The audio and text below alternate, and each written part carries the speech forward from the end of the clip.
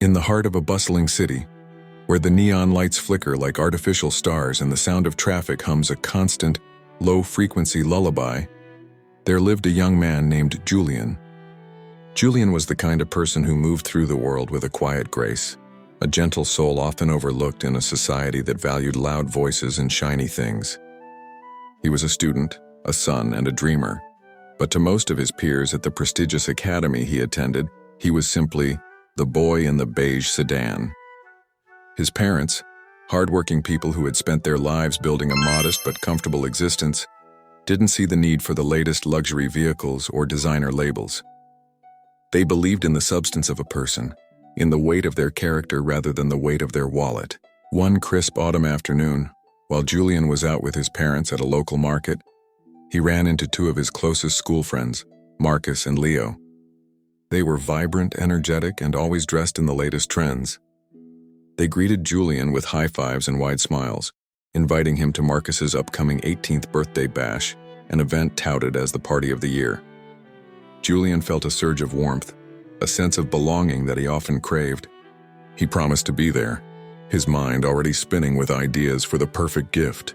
However, as the interaction ended and Julian walked toward his family's aging car, a reliable but weathered vehicle that had seen better days, the atmosphere shifted.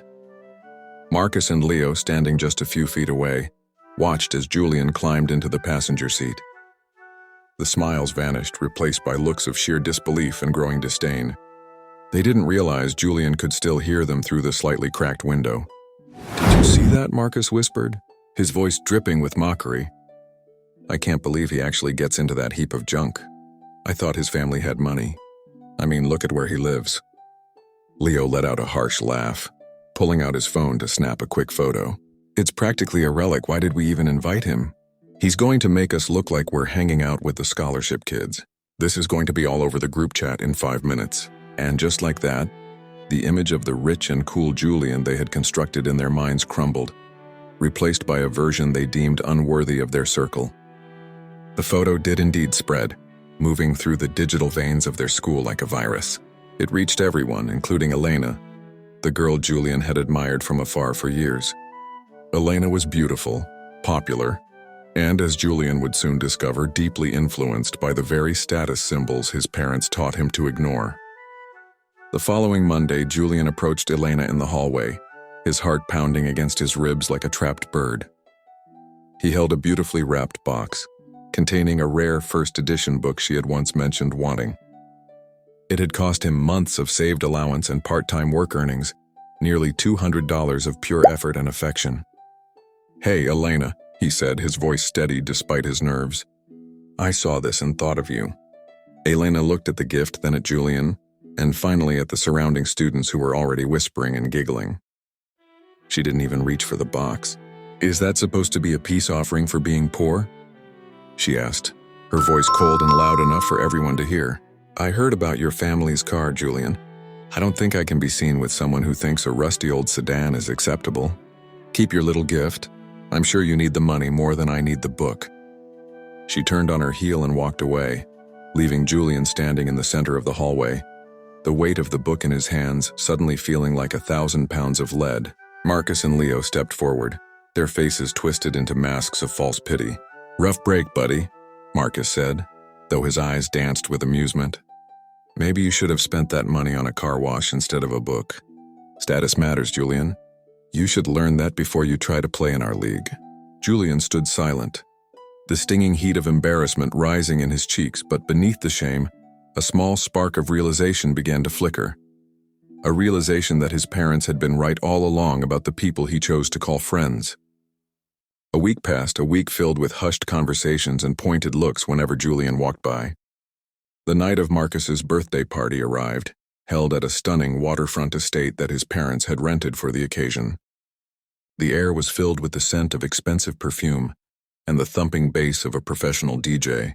Marcus, Leo, and Elena were in the center of the crowd, basking in the glow of their perceived importance.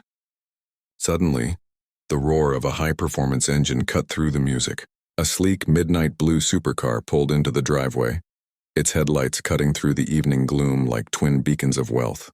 The crowd fell silent as the vehicle came to a smooth halt, That car costs more than most houses. Marcus and Leo hurried toward the driveway, their eyes wide with greed and admiration, ready to welcome whoever was inside into their elite circle.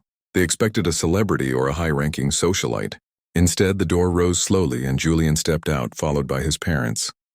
He was dressed in a simple but impeccably tailored suit, his expression calm and unreadable. The crowd gasped. Elena pushed her way to the front, her eyes fixed on Julian with a new kind of intensity, a look of sudden, intense interest. "Julian?" Marcus stammered, his bravado completely gone. I didn't know your parents owned this. Why were you driving that old car last week?" Julian's father stepped forward, placing a hand on his son's shoulder.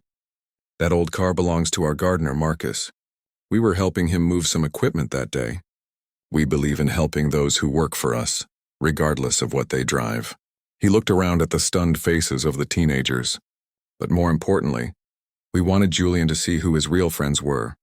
We wanted him to see who would stand by him when they thought he had nothing to offer them but his company. Julian looked at Marcus and Leo, then finally at Elena. "You all saw me as a person defined by a piece of metal," Julian said, his voice quiet but carrying clearly through the silent garden. "You laughed at my family, mocked my efforts, and rejected my kindness because you thought I didn't fit your image of success." Elena stepped forward, a practiced smile on her lips. "Julian, I'm so sorry about the other day. I was just stressed with exams.